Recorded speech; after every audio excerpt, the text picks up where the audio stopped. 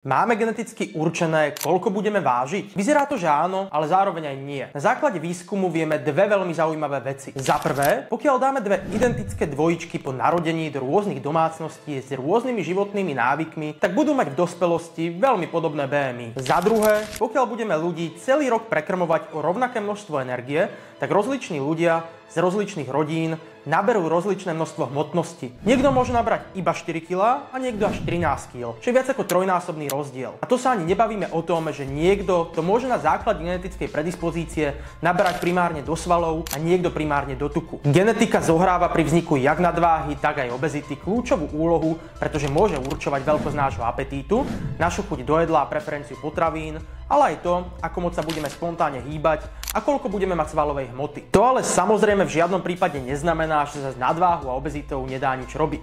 Pokiaľ si postupne osvojíš zdravé životné návyky a dosiahneš kalorický deficit, tak schudneš. Akurát tento cieľ môže byť pre rôznych ľudí rôzne náročný. A mimochodom, práve osvojovanie si jednoduchých a vysokoefektívnych návykov pre zdravší život a redukciu hmotnosti je to, na čo sa osobne špecializujem a čomu sa intenzívne venujem v mojom online kurze Navždy fit.